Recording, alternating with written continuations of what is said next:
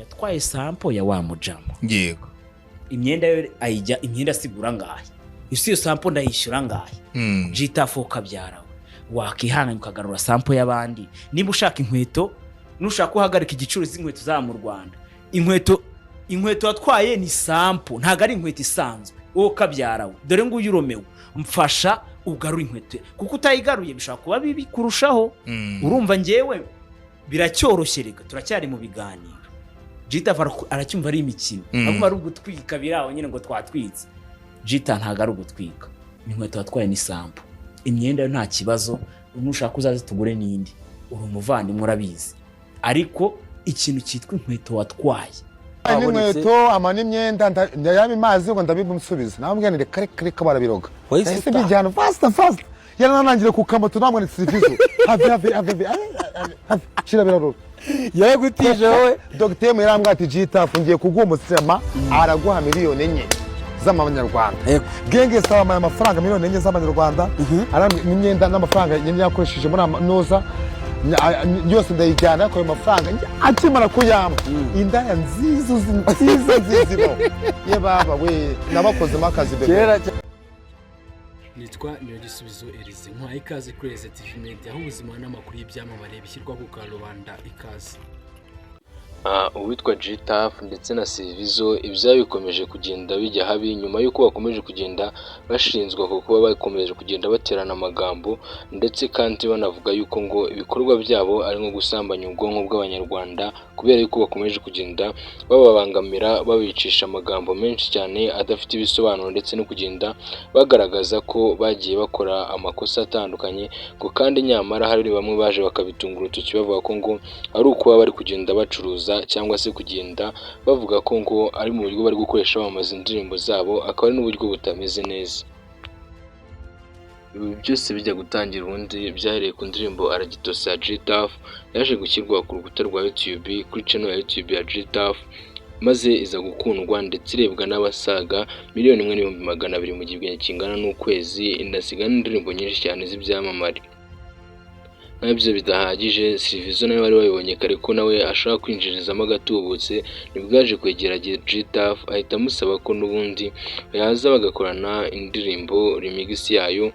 G-Tough nawe rero ugaragara nk'umushonje w'amafaranga yaje yihuta cyane bahita bakorana indirimbo remix ariko n'ubundi ngo ikibazo kiza guturuka ku byo bashutingishije video y'ino ndirimbo aho ngo bivugwa ko ngo G-Tough yaba yaranyereje inkweto kandi ngo inkweto yari sample ndetse n'imyenda.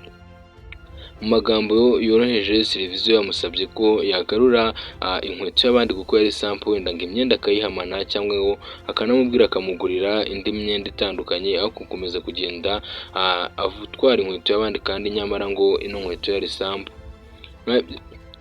Ibyo bidahagije kandi G-Tough nawe ubwo yararuciye ararumira ndetse kandi aranahakana yemeza yuko nta nkweto azigera amusubiza ahubwo ngo uno mujeni rwose aramushimiye ku byo yamukoreye.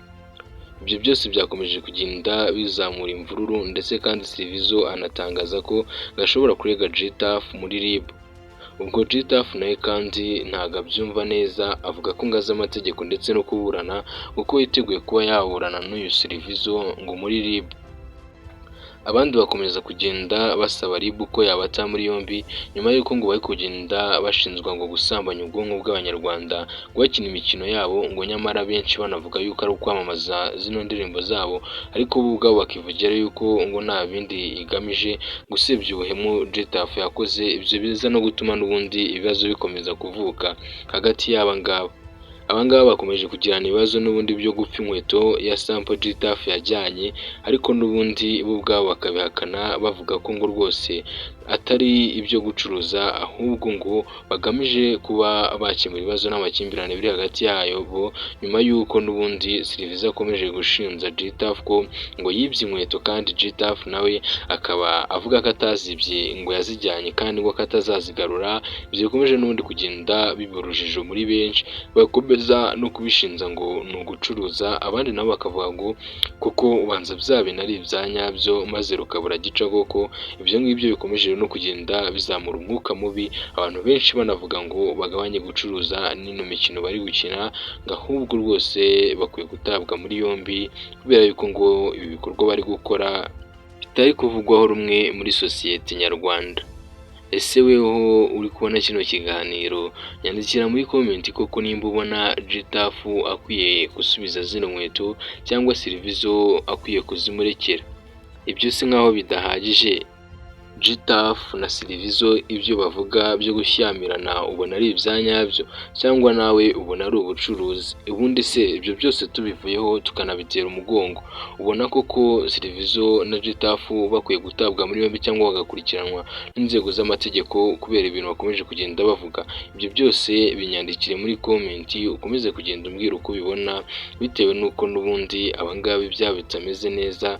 Mufite ibitekerezo n'umwanya wabyo, tukicara natwe tukabisesengura, tukabisubiza umwanya ku mwanya wabyo, kugira ngo dukomeze kugenda tumenyana ibiki biri kujya mbere. Mbashimire rero abantu bose twabanye muri kino kiganiro, kandi munyemerere rwose nsozere gutya.